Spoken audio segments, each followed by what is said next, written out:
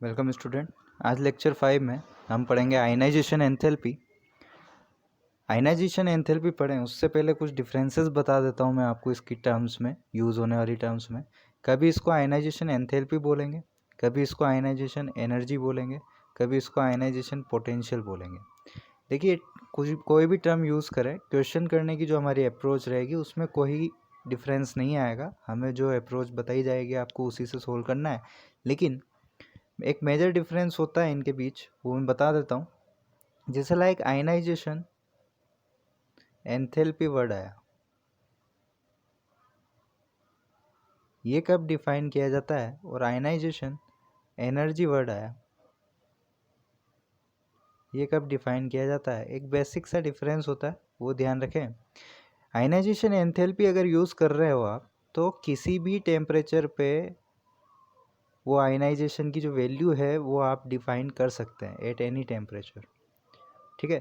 जबकि ionization energy जब word आता है, यानी वो आपके 0 केल्विन पे यूज़ किया गया है, 0 केल्विन पे डिफाइन किया गया है, ये बात ध्यान रखने वाला होता है।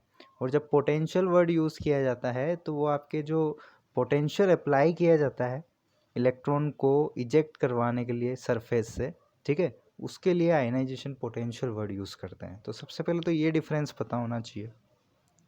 इसके बाद इसकी डेफिनेशन पे आता है कि ये है क्या, ठीक है। तो ionisation energy of an element is defined as the amount of energy required to remove an electron from an isolated gaseous atom of that element resulting in the formation of positive ion. ठीक, देखिए ये क्या कह रही है definition, कि like कोई neutral element है आपका, जैसे लाइक सोडियम, ठीक है, ये न्यूट्रल है, इससे हमें एक इलेक्ट्रॉन निकालना है, इससे हमें एक इलेक्ट्रॉन निकालना है, ठीक। तो एक इलेक्ट्रॉन निकलते ही ये क्या बनेगा, सोडियम आयन, ठीक। और ये कौन सी स्टेट में होना चाहिए, गैसियस स्टेट में होना चाहिए। कौन सी स्टेट में होना चाहिए, गैसियस स्टेट में होना चाहिए, तभी ये डेफिनेशन डिफाइंड होती है, ठीक है। और साथ ही साथ 1 मोल के लिए डिफाइन की जाती है। क्लियर है। ये जो आइसोलेटेड गैसियस एटम होना चाहिए, ये कितना होना चाहिए, 1 मोल, तभी डेफिनेशन डिफाइन है। देखिए जनरली हम सब पर मोल डिफाइन करते हैं, इसीलिए यहाँ पे भी 1 मोल लेना ज़रूरी है। तो इसकी यूनिट क्या हो जाएगी, एनर्जी है, देखिए एनर्जी जूल में होती है जनरली, तो किलो जूल पर मोल इसकी एसआई यूनिट है, किलो जूल पर मोल, ठीक। इसका कुछ बेसिक इंट्रोडक्शन है।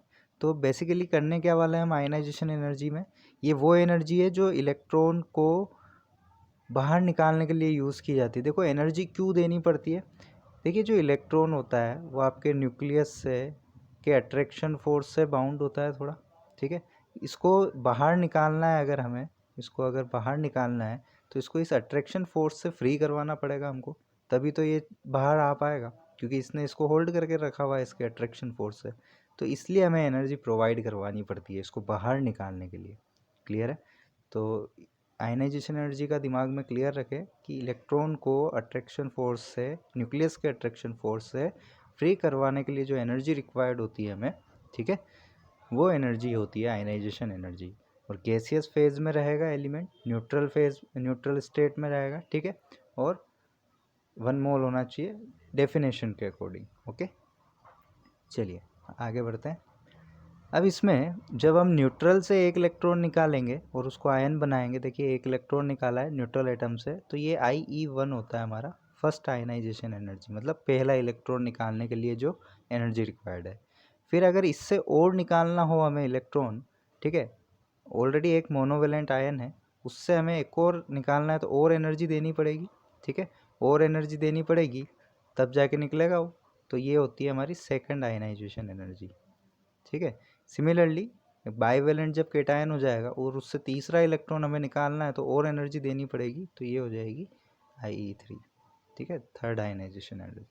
और जब हम सक्सेसिव इलेक्ट्रॉन निकालते हैं इस तरीके से, तो ये बढ़ती ही जाती है वैल्यूज़, ये वैल्यूज़ बढ़ती ही जाती है। IE1 से ज़्यादा देनी होगी हमें IE2, और IE2 से भी ज़्यादा देनी होगी IE3 थर्ड इलेक्ट्रॉन निकालने के लिए। ऐसा क्यों होता है, देखिए इलेक्ट्रॉन कम हो जाते हैं, पहला इलेक्ट्रॉन निकलने के बाद इलेक्ट्रॉन कम हो गए, ठीक है, कम हो गए तो अब प्रोटॉन बढ़ गए हैं तो अट्रैक्शन पावर बढ़ गया तो और ज़्यादा एनर्जी दे के छुड़वाना पड़ेगा। अभी यहाँ और भी कम हो गए इलेक्ट्रॉन तो और भी पावर बढ़ गया न्यूक्लियस का, ठीक है, प्रोटॉन ज़्यादा हो गए ना उसके कंपेयर में, इस कारण, ठीक है। तो ये बढ़ती ही जाती है वैल्यूज़, बल्कि ये काफ़ी ज़्यादा बढ़ जाती है थर्ड तक आते आते तो। ओके, एक एक करके इनको भी समझेंगे। देखिए I1 I2 I3 क्या है, फर्स्ट सेकंड और थर्ड आयनाइजेशन एनर्जी है आपकी, जो कि इलेक्ट्रॉन रिमूव करने के लिए काम में आती है। I1 किसके लिए, न्यूट्रल एटम से रिमूव करने के लिए, I2 मोनोवेलेंट केटायन और I3 डाइवेलेंट केटायन से रिमूव करने। सिमिलरली I4 I5 भी चलेगी आपके, ठीक है। और इन जनरल क्या होता है, I1 से ज़्यादा आती है I2 और I3 और इसी तरह I4 I5 भी और ज़्यादा से ज़्यादा आती जाएगी। ऐसा क्यों होता है, क्योंकि नंबर ऑफ इलेक्ट्रॉन कम हो जाते हैं इलेक्ट्रॉन निकल जाने के बाद, तो अट्रैक्शन पावर बढ़ जाता है न्यूक्लियस का रिमेनिंग इलेक्ट्रॉन्स के ऊपर, ठीक है, काफ़ी ज़्यादा बढ़ जाता है। उसी की वजह से क्या होता है, हमें एनर्जी भी ज़्यादा प्रोवाइड करवानी पड़ती है। नेक्स्ट, इसकी यूनिट है ये किलो जूल पर मोल, आपकी एसआई यूनिट है, यही पूछी जाती है जनरल एसआई यूनिट। बाकी और भी इसकी यूनिट्स हैं, किलो कैलोरी पर मोल और ईवी इलेक्ट्रॉन वोल्ट जिसको हम कहते हैं। क्लियर है। अब देखते हैं इसके फैक्टर्स जो आयनाइजेशन एनर्जी को अफेक्ट करते हैं, ठीक। तो सबसे पहला फैक्टर आता है हमारे पास size of atom. Size of atom, देखिए अगर साइज बढ़ जाएगी, जैसे ये न्यूक्लियस है आपका, इसकी साइज ये थी पहले, अभी मान लो थोड़ी और बढ़ गई साइज किसी और एलिमेंट की, इस तरीके से, ठीक है। तो जैसे जैसे साइज बढ़ेगी डिस्टेंस बढ़ेगी, डिस्टेंस बढ़ेगी न्यूक्लियस से, तो अट्रैक्शन फोर्स जो था आपका वो क्या हो जाएगा, कम हो जाएगा, क्योंकि दूर चला जाएगा वो, इसका जो अट्रैक्शन पावर था वो कम होता जाएगा। तो कम होता जाएगा अट्रैक्शन पावर, तो छुड़वाने के लिए भी हमें एनर्जी कम देनी पड़ेगी, सीधी सी बात है। क्योंकि हम एनर्जी किसके लिए दे रहे हैं, इस अट्रैक्शन फोर्स से फ्री करवाने के लिए। ये अट्रैक्शन फोर्स जितना कम होगा हमें उतनी ही कम एनर्जी देनी पड़ेगी और इलेक्ट्रॉन आराम से निकाल लेंगे। क्लियर है ना, जितनी कम एनर्जी देनी पड़ेगी इलेक्ट्रॉन ईजिली रिमूव हो जाएगा आपका। तो इसीलिए देखिए आयनाइजेशन एनर्जी डिक्रीज होती है साइज इंक्रीज होने की वजह से, क्योंकि डिस्टेंस बढ़ जाती है, अट्रैक्शन फोर्स कम हो जाता है उस कारण। क्लियर है, वही लिखा है, as the distance between the outer most electrons and the nucleus increases, distance बढ़ जाती है, उसकी वजह से फोर्स ऑफ अट्रैक्शन जो होता है वो डिक्रीज हो जाता है आपका, ठीक है। तो फिर क्या होता है, जो आउटर मोस्ट इलेक्ट्रॉन्स है वो आसानी से निकल पाते हैं और हमें एनर्जी भी कम देनी पड़ती है, ठीक है। ये वही चीज़ है जो मैंने आपको समझाई अभी। जैसे फॉर एग्जांपल देखें, अगर टॉप टू बॉटम हम जाएंगे किसी ग्रुप के अंदर, तो आयनाइजेशन एनर्जी क्या होगी, डिक्रीज होगी, है ना। क्योंकि टॉप टू बॉटम में क्या होता है, साइज इंक्रीज होती है, एटॉमिक साइज इंक्रीज होती है आपकी टॉप टू बॉटम में, तो आयनाइजेशन एनर्जी क्या होगी, कम लगानी पड़ेगी हमें, क्योंकि डिस्टेंस बढ़ गई है, आराम से निकाल सकते हैं, तो कम एनर्जी ज़रूरत है, तो कम एनर्जी की ज़रूरत है तो हम कम ही देंगे। तो इसलिए आयनाइजेशन एनर्जी काफ़ी कम देनी पड़ती है, क्योंकि टॉप टू बॉटम आते आते काफ़ी बढ़ जाती है साइज उसकी वजह से। ओके, नेक्स्ट देखते हैं nuclear charge. Ionisation energy increases with increase in nuclear charge. सीधी सी बात है, देखिए न्यूक्लियर चार्ज क्या होता था हमारा, जेड, जो न्यूक्लियस के अंदर प्रोटॉन है उसकी वजह से जो चार्ज अट्रैक्शन फोर्स जो लगता है आपका वैलेंस इलेक्ट्रॉन्स पे, वो वाला होता है न्यूक्लियर चार्ज। ये जितना बढ़ेगा, न्यूक्लियर चार्ज जितना बढ़ेगा अट्रैक्शन भी उतना ही बढ़ेगा आपका, और अट्रैक्शन जब बढ़ेगा यानी टाइट बाउंडेड है इलेक्ट्रॉन, उनको निकालने के लिए आपको एनर्जी भी क्या देनी पड़ेगी, ज़्यादा देनी पड़ेगी, इसीलिए आयनाइजेशन एनर्जी इंक्रीज करती है। यानी आप जब लेफ़्ट टू राइट जाएंगे, लेफ़्ट टू राइट अगर मूव करेंगे तो देखिए जेड वहाँ पे बढ़ता है आपके, ठीक है, जेड बढ़ता है वहाँ, साइज कम होती है लेफ़्ट टू राइट में, रेडियस में देखा था हमने, ठीक है, लेफ़्ट टू राइट में साइज कम होती जाती है, तो फिर क्या होगा, आयनाइजेशन एनर्जी बढ़ेगी, क्योंकि साइज आपकी कम हो गई है, अट्रैक्शन बढ़ गया है, तो उसको निकालने के लिए इलेक्ट्रॉन को आपको ज़्यादा एनर्जी प्रोवाइड करवानी पड़ेगी, ठीक है। वही रीज़न लिखा हुआ है, देखिए, this is due to the fact with increase in nuclear charge the electrons of the outer most shell are more firmly held by the nucleus, attraction force काफ़ी ज़्यादा बढ़ गया है, ठीक है, इसीलिए हमें greater amount of energy required होगा ताकि इलेक्ट्रॉन को हम एटम से निकाल पाएँ। ओके, जैसे कि लेफ़्ट टू राइट अगर मूव कर रहे हैं पीरियड के अलोंग तो न्यूक्लियर चार्ज बढ़ेगा तो आयनाइजेशन एनर्जी भी बढ़ेगी। अभी तक हमने कितने फैक्टर्स देख लिए, देखिए टॉप टू बॉटम गए, टॉप टू बॉटम गए, साइज बढ़ी है ना, तो आयनाइजेशन एनर्जी क्या हुई, कम हुई क्योंकि डिस्टेंस बढ़ गई, अट्रैक्शन कम हो गया। लेफ़्ट टू राइट अगर गए तो साइज कम होती है हमारी क्योंकि आपका जो इफेक्टिव न्यूक्लियर चार्ज होता है वो बढ़ जाता है, ठीक है, और आयनाइजेशन एनर्जी भी क्या होगी, उस कारण अट्रैक्शन ज़्यादा होगा तो उसको छुड़वाने के लिए भी आपको एनर्जी ज़्यादा देनी पड़ेगी। क्लियर, तो ये दो ट्रेंड्स हमने देखे, top to bottom, left to right, ठीक। और भी फैक्टर्स हैं, देखते हैं एक एक करके। शील्डिंग इफेक्ट भी इफेक्ट करेगा, हमने पिछले लेक्चर में ही देखा है। शील्डिंग या स्क्रीनिंग इफेक्ट किसको कहते हैं, जो आपके इनर शेल इलेक्ट्रॉन्स होते हैं, जो इनर शेल इलेक्ट्रॉन्स होते हैं वो बाहर वाले के ऊपर रिपल्शन लगाते हैं, ठीक है, ये रिपल्शन इनको अंदर आने से रोकता है, ठीक है, अंदर आने नहीं देता, तो उसकी वजह से ये उनको बचाते हैं, एक तरह से शील्डिंग का वर्क करते हैं, तो ये रिपल्शन ऑफर करता है। अब देखिए अगर शील्डिंग अच्छी होगी तो ये रिपल्शन भी अच्छा होगा, रिपल्शन अच्छा होगा यानी इस इलेक्ट्रॉन को आसानी से निकाला जा सकता है, तो हमें आयनाइजेशन एनर्जी कैसी देनी होगी, काफ़ी कम देनी पड़ेगी क्योंकि इनके रिपल्शन ही काफ़ी है उसको निकालने के लिए, हमें तो बस थोड़ी सी एनर्जी और दो तो वो बाहर निकाल फेंकेगा उसको, ठीक है, ऑलरेडी धक्के देने पे तुला हुआ है वो, आपने थोड़ी और एनर्जी देके उसका पावर बढ़ा दिया तो वो बाहर निकाल देगा उसको, तो काफ़ी कम एनर्जी देनी पड़ती है जब शील्डिंग अच्छी होती है, तो वही लिखा हुआ है।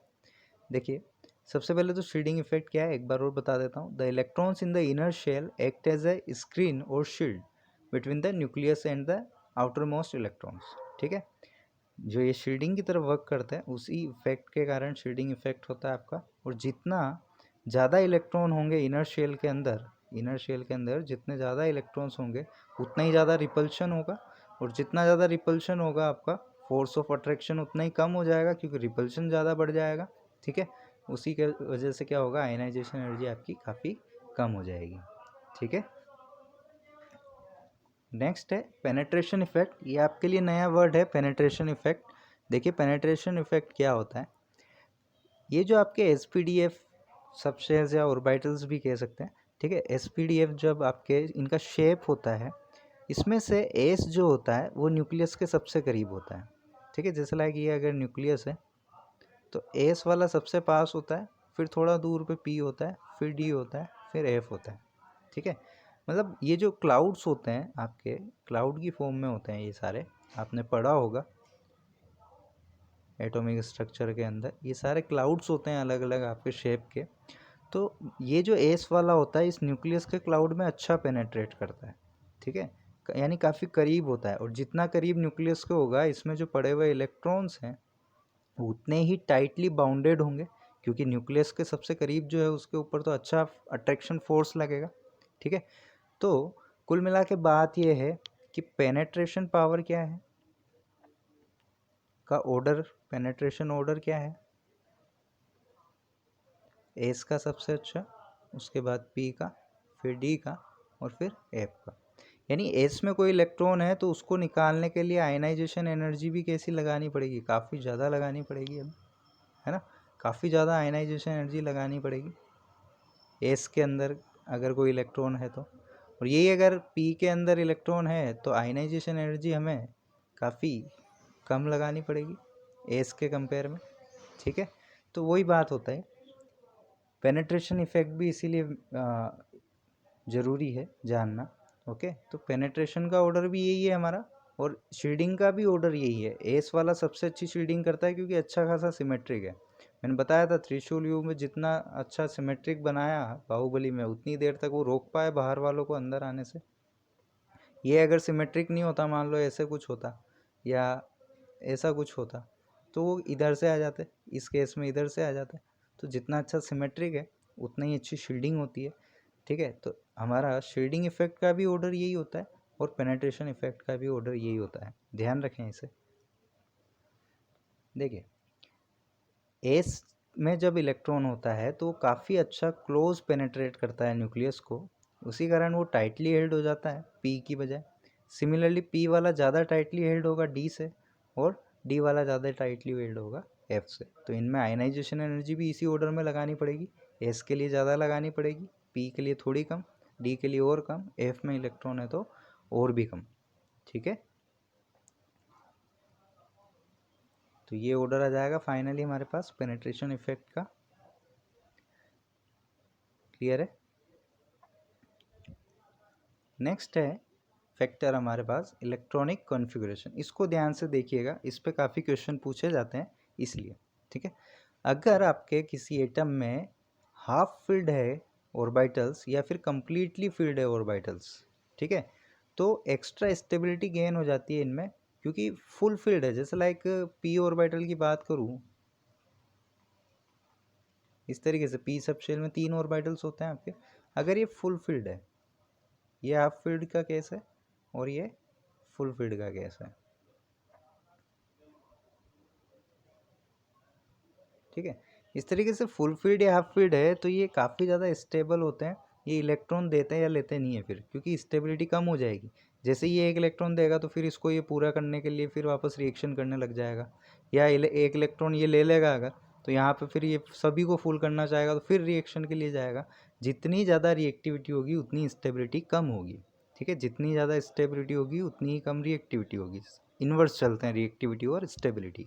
ठीक है, तो ये इस तरीके से जब रहते हैं तो ये काफ़ी स्टेबल माने जाते हैं। तो इसीलिए इलेक्ट्रॉन ना तो देते हैं, ना लेना चाहेंगे, ना देना चाहेंगे। ठीक है, और आयनाइजेशन एनर्जी में हम क्या कर रहे हैं, उससे इलेक्ट्रॉन दिलवाना है दूसरे को, इलेक्ट्रॉन रिमूव करवाना, तो ये रिमूव नहीं करने देते। तो काफ़ी ज़्यादा एनर्जी इनको प्रोवाइड करवानी पड़ती है इनसे इलेक्ट्रॉन लेने के लिए। इसीलिए जो आपके इनर्ट गैसेज होती है रिएक्शन नहीं करती है, क्योंकि वो फुल फिल्ड है, वो इलेक्ट्रॉन फर्दर लेना देना नहीं चाहेगी। इसलिए काफ़ी ज़्यादा एनर्जी जब प्रोवाइड करवाई जाती है तब जाके उनसे इलेक्ट्रॉन रिमूव होता है या फिर उनमें इलेक्ट्रॉन। ठीक है, इस तरीके से ध्यान रखें, समझ के चलें, इनको रटे ना। ठीक है, तो इनसे इलेक्ट्रॉन निकालना काफ़ी ज़्यादा मुश्किल है, इसलिए हमें काफ़ी ज़्यादा एनर्जी देनी पड़ती है इनके अंदर, है ना। देखिए एग्जाम्पल देखते हैं। देखिए ये बेरिलियम है, इसका एटॉमिक नंबर 4 होता है, इसका कॉन्फ़िगरेशन क्या आएगा 1s2 2s2।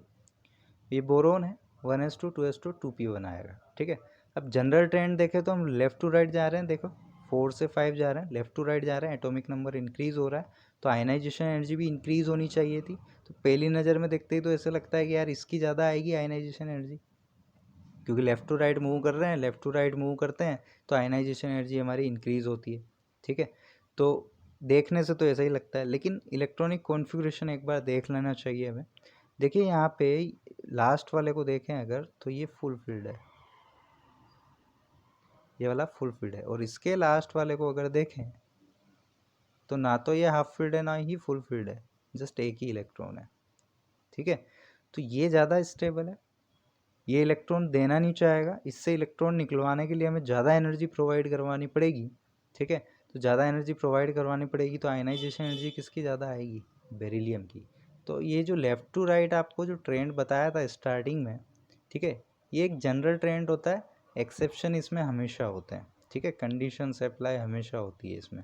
तो हमें किनका ध्यान रखना है आयनाइजेशन एनर्जी का क्वेश्चन करते वक्त, कि कहीं वो हाफ फिल्ड या कंप्लीटली फिल्ड तो नहीं है एटम। ओके, इसी लाइन में और देखेंगे तो नाइट्रोजन आता है हमारा, जिसके P3 होता है। ठीक है, नाइट्रोजन का क्या आता है 1s2 2s2 2p3। P3 कैसा होगा, हाफ फील्ड होगा। ठीक है, तो और ऑक्सीजन का देखें तो उसका लास्ट वाला आएगा 2p4, ये हाफ फील्ड नहीं है। 2p4 में कुछ इस तरीके से इलेक्ट्रॉन फिल करेंगे, ये हाफ फील्ड नहीं है। हाफ फील्ड वाला ज़्यादा स्टेबल है, ज़्यादा स्टेबल है तो इसमें एनर्जी ज़्यादा प्रोवाइड करवानी पड़ेगी निकालने के लिए। तो देखिए अगेन लेफ़्ट टू राइट आप मूव किए, 7 और इसका 8 होता है। ठीक है, तो 7 से 8 लेफ़्ट टू राइट मूव किए, फिर भी आयनाइजेशन एनर्जी बढ़ी नहीं। ठीक है ना, तो वही देखना होता है हमें, कहीं हाफ फील्ड या फुल फील्ड तो नहीं आ रहा है। सिमिलरली आप इनर्ट गैसेस के लिए जाएंगे तो उनकी भी काफ़ी ज़्यादा आएगी, है ना। सिमिलरली नोबल गैस का भी फुल फील्ड स्ट्रक्चर होता है, इसलिए उनमें भी हाई हाईएस्ट होती है बल्कि आयनाइजेशन एनर्जी, ठीक है, अपने अपने पीरियड के अंदर। तो समझ में आए ये सारे फैक्टर्स आपको। तो जो एक जनरल ट्रेंड हमारे पास क्या निकल के आता है उसको हम डिस्कस करेंगे, ठीक है। अभी तक जो जनरल ट्रेंड्स निकल के आए वो क्या आया, लेफ़्ट टू राइट अगर मूव किए तो आयनाइजेशन एनर्जी हमारी इंक्रीज़ हुई, ठीक है। टॉप टू बॉटम अगर मूव किए तो आयनाइजेशन एनर्जी हमारी डिक्रीज़ हुई, क्योंकि साइज बढ़ गई थी, यहाँ पे साइज कम हो गई थी। लेकिन कुछ एक्सेप्शंस भी आए। एक्सेप्शंस क्या हैं इसके अंदर, हाफ फिल्ड या फिर फुल फील्ड स्ट्रक्चर्स, ठीक है, इनका ध्यान रखना है। हाफ फील्ड फुल फील्ड में जैसे कौन कौन आ जाएंगे आपके, अगर सेकंड पीरियड की बात करूँ मैं तो लाइक जैसे बेरिलियम आ गया, है ना, नाइट्रोजन आ गया, और फिर आपके नियोन आ गया, ये सेकंड पीरियड के हैं, ठीक है। इसी तरीके से इनके नीचे वाले भी सेम होंगे, ओके, क्योंकि सिमिलर प्रॉपर्टी होती है इनके ग्रुप में, तो इनके नीचे वाले भी हाफ फील्ड और फुल फील्ड होंगे सिमिलरली इनकी तरह। तो इनका ध्यान रखें बस, ये एक्सेप्शंस है क्योंकि ये हाफ फील्ड फुल फील्ड होता है ना। बाकी जनरल ट्रेंड इसी अकॉर्डिंग चलेंगे आपके, ओके। तो अब देखिए इसके कुछ एप्लीकेशंस देख लेते हैं हम लोग। जैसे लाइक मेटेलिक कैरेक्टर जो होता है, या जिसको हम इलेक्ट्रोपॉजिटिव कैरेक्टर भी कहते हैं, क्योंकि मेटल्स हमेशा क्या करती है, इलेक्ट्रॉन देने का काम करती है, कभी लेती नहीं है इलेक्ट्रॉन मेटल्स, ठीक है। तो क्या कह रहा है ये पॉइंट देखिए, metallic character of elements increases as the value of ionisation energy decreases. सीधी सी बात है, देखो आयनाइजेशन एनर्जी अगर हमें कम लगानी होगी, इसका क्या मतलब है, इलेक्ट्रॉन इजीली रिमूव हो सकता है, इलेक्ट्रॉन इजीली रिमूव हो सकता है, और इलेक्ट्रॉन इजीली रिमूव हो सकता है तो मेटेलिक कैरेक्टर इंक्रीज होगा, सीधी सी बात है, क्योंकि मेटल का काम ही क्या है, इलेक्ट्रॉन देना, इलेक्ट्रॉन देना, और इलेक्ट्रॉन आसानी से देगा तो उतना ही अच्छा मेटल होगा वो, सीधी सी बात है, ठीक है। तो आयनाइजेशन एनर्जी कम जिसकी होती है वो अच्छा मेटल माना जाता है, अच्छा मेटेलिक कैरेक्टर होता है उसमें, ओके। पॉइंट समझ में आया। Next point, the relative reactivity of the metals in gaseous phase, देखिए सारा गैसियस फेज के लिए ही डिफाइन है, increases with the decrease in ionisation energy. Similar point है ऊपर वाले से रिलेटेड। देखिए इलेक्ट्रॉन आसानी से निकलेगा, अगर आयनाइजेशन एनर्जी हमें कम लगानी पड़ेगी, आसानी से निकलेगा तो रिएक्शन उतने ही आसानी से होगी हमारी, यानी रिएक्टिविटी बढ़ जाएगी, इलेक्ट्रॉन निकलने की वजह से फटाफट निकलेगा तो रिएक्शन भी आसान होगी, तो रिएक्टिविटी क्या होगी हमारी, काफ़ी अच्छी बढ़ जाएगी, ठीक है। Next, the reducing power. अब देखिए रिड्यूसिंग पावर क्या होता है, दूसरे को रिड्यूस करना, यानी खुद ऑक्सीडाइज होना, और खुद ऑक्सीडाइज होने का क्या मतलब है, इलेक्ट्रॉन लॉस, इलेक्ट्रॉन देना, ठीक है, इलेक्ट्रॉन खुद का लॉस, तभी दूसरे को रिड्यूस कर पाएंगे। और देखिए वही बात हो गई पहले वाले की तरह, इलेक्ट्रॉन कब आसानी से लूज़ कर पाएगा कोई एटम, जब उसकी आयनाइजेशन एनर्जी क्या होगी, कम देनी पड़ेगी हमको उससे इलेक्ट्रॉन निकालने के लिए। सीधी सीधी सी बातें हैं, समझने वाले पॉइंट्स हैं, अगर आपको डेफिनेशंस क्लियर है तो आप रिलेट कर सकते हैं, ठीक है। इलेक्ट्रॉन लॉस जब भी करना है, इलेक्ट्रॉन रिमूव जब भी करना है, तो आयनाइजेशन एनर्जी कैसी होनी चाहिए, कम होनी चाहिए, ठीक है, तभी वो आसानी से इलेक्ट्रॉन लूज़ करेगा, तभी रिएक्टिविटी बढ़ेगी, तभी मेटेलिक कैरेक्टर बढ़ेगा, दूसरे को रिड्यूस भी आसानी से कर पाएगा, खुद का इलेक्ट्रॉन आसानी से निकाल पाएगा तभी, है ना। तो इन बातों का ध्यान रखना है। और भी पॉइंट्स हैं, amongst alkali metals the lithium is strongest reducing agent। देखिए ये स्ट्रॉन्गेस्ट रिड्यूसिंग एजेंट क्यों होगा, क्योंकि इसकी जो आयनाइजेशन एनर्जी है ना, वो क्या होगी, इसके जो भी आपका सॉल्यूशन है, ठीक है, एल्कली मेटल्स जो भी हैं हमारी, एल्कली मेटल्स कौन कौन है, देखिए लिथियम हो गई, सोडियम हो गया, पोटेशियम हो गया, ये सारी क्या है, एल्कली मेटल्स है, ठीक है। उसमें से सबसे अच्छा रिड्यूसिंग एजेंट कौन होगा, आपका लिथियम होगा, ठीक है, सबसे अच्छा रिड्यूसिंग एजेंट कौन होगा, लिथियम होगा, ओके। एग्जाम्पल देखते हैं। देखिए आपको क्या निकालना है, ये जो सेट दिए हुए हैं इसमें से लार्जेस्ट आयनाइजेशन एंथैल्पी किसकी होगी। तो पहले इसकी बात करते हैं, ए वाले की। FON दिया हुआ है, फ्लोरीन, ऑक्सीजन और नाइट्रोजन दिया हुआ है, ठीक है। देखिए लेफ़्ट टू राइट मूव करेंगे तो आयनाइजेशन एनर्जी इंक्रीज़ होनी चाहिए हमारी, लेफ़्ट टू राइट में कौन कौन आएगा, देखो सबसे लेफ्ट में कौन होगा, नाइट्रोजन, फिर ऑक्सीजन और फिर फ्लोरीन। तो सबसे ज़्यादा किसकी आनी चाहिए, जो सबसे राइट में है, तो सबसे ज़्यादा किसकी आनी चाहिए, फ्लोरीन की आनी चाहिए। ठीक है। अच्छा, इन दोनों में से किसकी ज़्यादा होगी, देखिए ये वाला हाफ फील्ड है, नाइट्रोजन हाफ फील्ड है, अभी पहले बताया था आपको। ठीक है, जबकि ये हाफ फील्ड नहीं है, ये नॉर्मल जो भी फील्ड होता है आपका वैसा है। तो हाफ फील्ड वाले की आयनाइजेशन एनर्जी ज़्यादा होती है। तो कुछ इस तरीके का ऑर्डर आएगा हमारे पास, फाइनल ऑर्डर कैसे आएगा देखिए, ओ की सबसे कम, फिर नाइट्रोजन की और फिर फ्लोरीन की। तो हमारा आंसर क्या होगा, फ्लोरीन। ठीक है। सिमिलरली यहाँ पे देखते हैं, देखिए ये भी आपके सिमिलर पीरियड के हैं, थर्ड पीरियड के, MgP और आर्गन। अब देखिए इसमें तो कोई देखने वाली बात ही नहीं है, इनर्ट गैस है, इनर्ट गैस का सबसे हाईएस्ट होता है। ठीक है, ये इनर्ट गैस होने की वजह से इसका सबसे हाईएस्ट होगा। नेक्स्ट, यहाँ पे आपको ग्राफ दिया गया है। ठीक है, आयनाइजेशन एनर्जी का और एटॉमिक नंबर के साथ में आपको क्या बताना है, value of ionisation energy of sodium कहाँ पे लाई करनी चाहिए, एनी के अबव होना चाहिए कि बिलो होना चाहिए, ओके, या इनमें से कौन सा सही है ऑप्शन, बिलो Li। तो देखिए सोडियम की पोजीशन क्या है पीरियोडिक टेबल में, लिथियम के नीचे और पोटेशियम के ऊपर। ठीक है, मैग्नीशियम के लेफ्ट में। ठीक, अब देखो टॉप टू बॉटम आप जब आते हैं तो आयनाइजेशन एनर्जी भी क्या होती है, डिक्रीज होती है। टॉप टू बॉटम आने से आयनाइजेशन एनर्जी भी क्या होती है, डिक्रीज होती है, क्योंकि साइज बढ़ जाती है आपकी। ठीक है, यानी लिथियम के कंपेयर में सोडियम की आयनाइजेशन एनर्जी कम होगी, तो लिथियम की ये है तो सोडियम की तो कहीं यहाँ कहीं होगी इसी के नीचे। तो कौन सा आंसर आ जाएगा हमारा, बिलो Li, मतलब Li से भी कम होगी, क्योंकि आप टॉप टू बॉटम चल रहे हैं, साइज बड़ी तो आयनाइजेशन एनर्जी कम देनी पड़ेगी हमें इलेक्ट्रॉन रिमूव करने के लिए। तो इस तरीके से कुछ आप समझ के करेंगे, साइज हो चाहे आयनाइजेशन एनर्जी हो या आगे आने वाले और भी जो प्रॉपर्टीज़ हैं वो हो, तो आसान हो जाएगा, समझ के चलें, रटने की ज़रूरत नहीं है कि लेफ़्ट टू राइट ये होता है, टॉप टू बॉटम ये होता है, समझ के चलें। ठीक है, थैंक यू।